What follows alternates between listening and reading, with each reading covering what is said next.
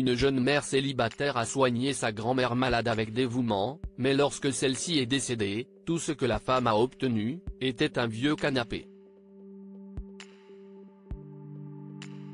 Pour Deborah Marks, apporter à sa grand-mère en phase terminale toute l'aide et le soutien possible n'était pas un devoir, c'était un plaisir. Sa grand-mère, Tessa, avait été là pour elle pendant toute son enfance, d'une manière que sa mère, froide et distante, n'avait jamais pu faire. Maintenant que Tessa était à la fin de sa vie, Deborah voulait être là pour elle, malgré les nombreuses difficultés que sa vie de mère célibataire de 2 enfants comportait. Sa mère, Martha, était une fille aussi indifférente qu'elle avait été une mère. Ainsi, le confort des derniers jours de Tessa reposait entre les mains de Deborah. Ainsi, lorsque Tessa a supplié qu'on lui permette de mourir à la maison, c'est Deborah qui a demandé un congé sans solde de 6 mois et a emménagé dans la maison de sa grand-mère avec ses 2 enfants. Entre-temps, Martha s'était réservé une croisière mondiale de 3 mois et ne voyait aucune raison de l'annuler. Pendant les 4 mois suivants, Deborah a soigné Tessa avec tendresse, s'occupant d'elle comme si elle était un de ses bébés. Lorsque la douleur de Tessa s'atténuait, elle et Deborah passaient des heures tranquilles à discuter, et la femme âgée se remémorait sa vie. Deborah tenait ses fines mains noueuses et les embrassait. « Je veux que tu saches combien je t'aime, mamie », murmurait-elle chaque jour. « Tu seras toujours dans mon cœur ». Les yeux de Tessa se fermaient lentement sous l'effet des médicaments contre la douleur et elle s'endormait en souriant. Un soir, le sommeil ne s'est pas arrêté. La dernière vision de Tessa, son dernier doux sourire, était pour Deborah.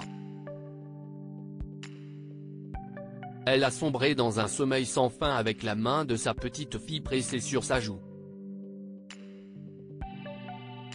Deborah a pleuré, berçant le corps frêle de Tessa dans ses bras, mais elle savait que ses larmes étaient pour elle seule. Tessa était en paix, libérée de toute douleur. Martha, même si elle était revenue de sa croisière quelques jours auparavant, n'était pas là. Elle avait dit à Deborah que l'odeur des personnes malades lui donnait la nausée, et elle l'avait dit assez fort pour que Tessa l'entende.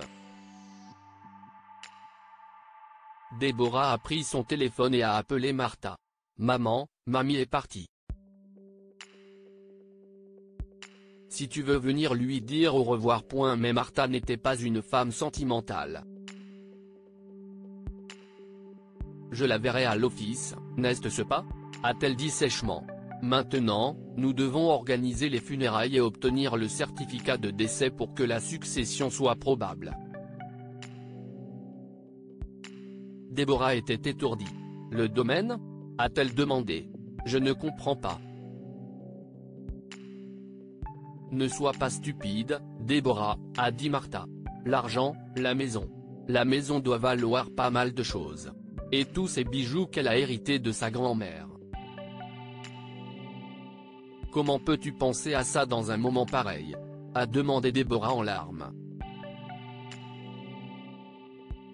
Parce que je suis une femme pratique, Deborah, » a dit Martha. « Pas une nigaude sentimentale comme toi et ma mère. » Et plus vite que Deborah n'aurait pu le croire, Martha avait organisé les funérailles, avait contacté l'avocat et avait fixé une date pour la lecture du testament.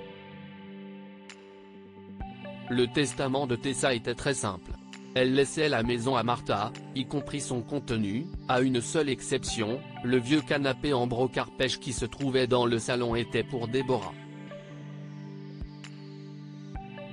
Martha est sortie du bureau de l'avocat avec un sourire sur le visage. « Oh Deborah », a-t-elle dit. « Si tu veux ce canapé galeux, tu ferais mieux de venir le chercher avant la fin de la semaine. Je mets la maison sur le marché. » Deborah a téléphoné à une amie qui possédait un gros camion pour l'aider à ramener le canapé chez elle. C'était un meuble énorme, lourd et peu maniable, et il était plus que délabré, mais Déborah le chérissait. Il lui rappellerait chaque jour sa grand-mère, alors Déborah l'a placé dans son salon.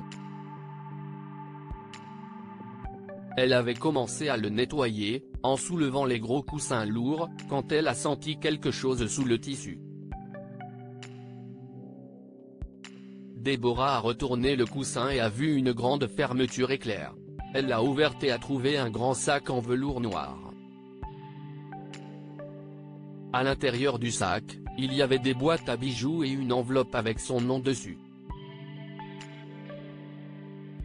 Déborah a ouvert l'enveloppe et a lu le dernier message de sa grand-mère: « Ma très chère Debbie, je veux que tu saches à quel point je t'ai aimé, quel trésor et quelle bénédiction tu as été dans ma vie.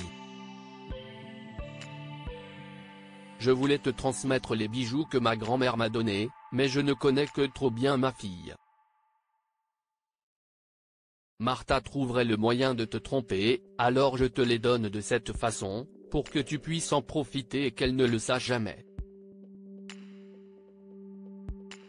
Souviens-toi que je t'aime, ma chérie, et souviens-toi de moi, et un jour, transmets mon héritage à ta propre petite fille. »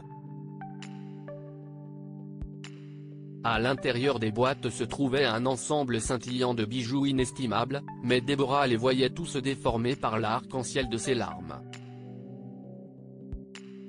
Quant à Martha, elle a passé des semaines à retourner la maison de Tessa à la recherche des bijoux et n'a rien trouvé. Son cœur froid et sa cupidité lui avaient peu profité, et elle n'a jamais été aimée par ses propres petits-enfants de la manière dont Tessa avait été aimée par Déborah. Que pouvons-nous apprendre de cette histoire? Comme nos grands-parents et nos parents sont là pour nous dans nos premiers moments, nous devrions aussi être là pour eux dans leurs derniers jours.